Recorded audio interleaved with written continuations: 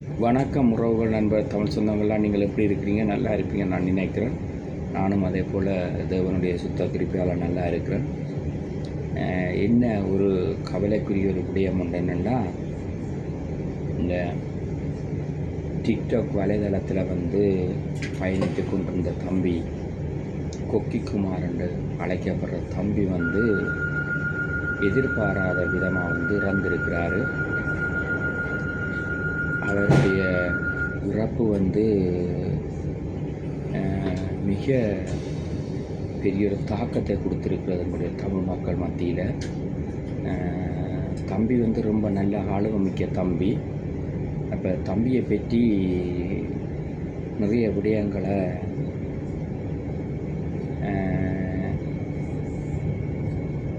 சிலர் பேசும்பொழுது பார்க்கல உண்மையிலேயே மனவேதனையாக இருக்கிறது. சின்ன வயதிலேயே தமிழ் தேசியத்தை இவ்வளவு தூரத்தில் உள்வாங்கி பேசுவது என்பது சாதாரணமான காரியம் அல்ல. அதுக்கு ஒரு தனித்துவமான ஒரு துணிச்சல் வேணும். இந்த துணிச்சல் ஆளுமையெல்லாம் சேர்ந்து தம்பி நல்லா பேசி கொண்டிருந்தவர் திடீரென்று அவருடைய குரல் ஓய்ந்து போய்விட்டது. அது தம்பி மிக ஒரு போர் வீரர் மாதிரித்தான் அவருடைய பேச்சு இருக்கும்.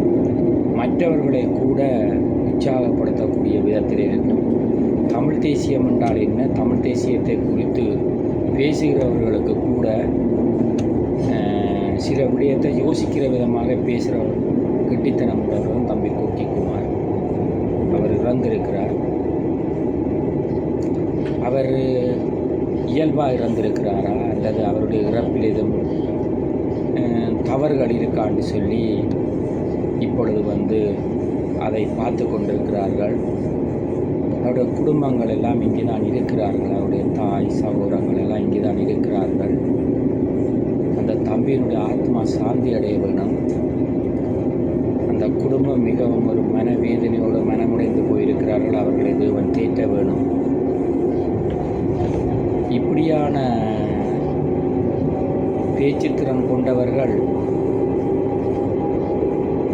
அநேகர் வந்தாலும் கூட தம்பி கொக்கிக்குமார் ஒரு தனித்துவம் உள்ள ஒரு பிள்ளை. அவருக்கு இப்படி நடந்திருக்கக்கூடாது. இப்படி நடந்து போய்விட்டது மிக மனவேதனையாக இருக்கிறது. தம்பி பேசும் பொழுதெல்லாம் நான் அதை அவருடைய டிக்டாக்கில் வலைதளங்களில் நான் பார்ப்பேன். தம்பி அழகாக எல்லா தரவுகளையும் சரியான முறையில் சேகரித்து சரியான விதத்தில் பேசுவார். தம்பி நல்ல திறமை மிக்க ஒரு தம்பி.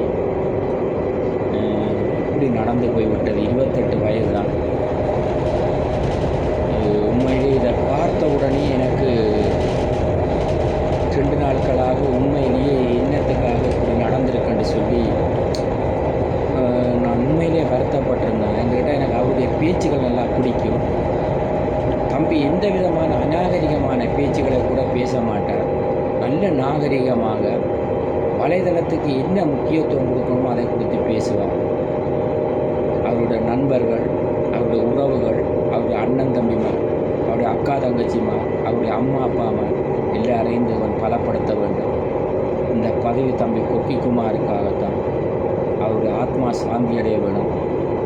அவரை பின்தொடர்கிற அவருடைய தம்பிமார், அண்ணன்மார், நண்பர்கள், உறவுகள் எல்லாம் அவருடைய ஆற்றலை நீங்களும் கற்றுக்கொண்டு நடக்க வேண்டும் என்று சொல்லி வன்னிமலை துணிச்சல் சார்பில் கேட்டு